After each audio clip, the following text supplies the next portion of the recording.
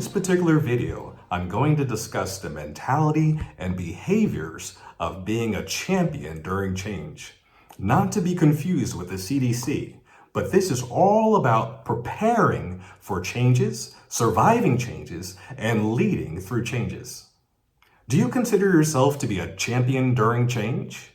We are all experiencing some kind of change, even right this very moment. Changes that are positive changes and negative changes, both welcome changes and unwelcome changes, disruptive changes, unexpected changes, and so on.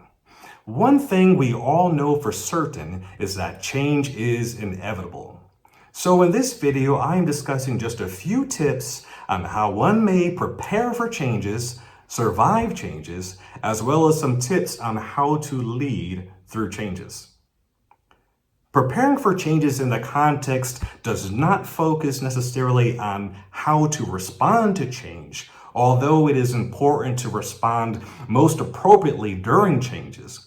But instead, in this video, I want you to consider establishing a plan to assess your current state at some predetermined interval that balances possible scenarios that could impact you negatively or positively.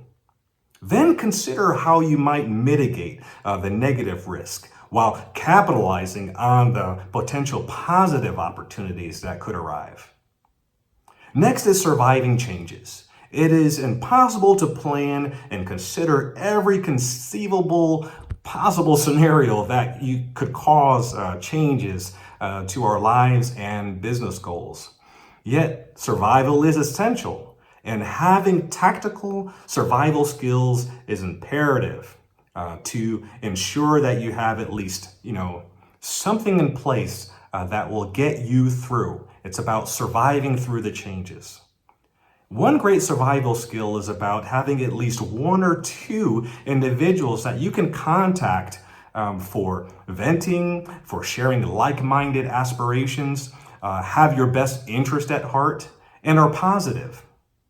Identifying a mentor that fits your needs while also challenges you to be great.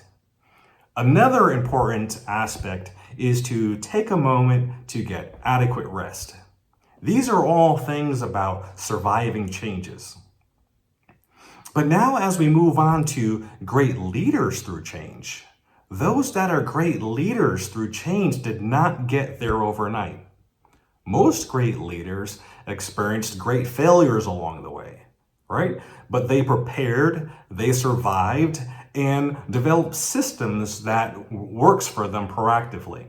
Many great leaders through change not only have a strategy to adapt and implement, but they reinvent themselves.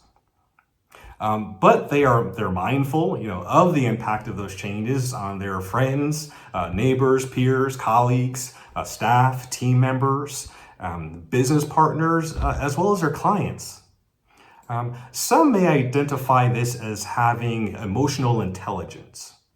But it is indeed more than emotional intelligence, because as great leaders through change, you have to actively adjust your plans and to account for work burnout that your teammates might have, or mental fatigue, emotional distress, and just overall stress through difficult times. And this can be done by incorporating, opportunities to self-reflect, to motivate, as well as replenish oneself. In other words, your plans and communication should be both acknowledging the stress while also showing a vision for the finished goal. It should be made clear that this is a temporary hard time, and that there is a light at the end of the tunnel, and there is a brighter day that is possible. So there's plenty of other factors and coping mechanisms and strategies to enable being a champion of change. That might include meditation, exercising. It might be just having a good meal.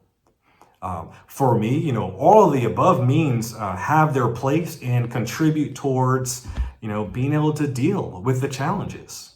In my experience, having a faith-based support system has been imperative for leading through change, surviving through change, and preparing. So I hope that you found this information helpful in preparing for change, surviving changes, as well as leading through changes, because change is inevitable. So, as always, be encouraged, be true to yourself, and be the best you to help others. Thank you.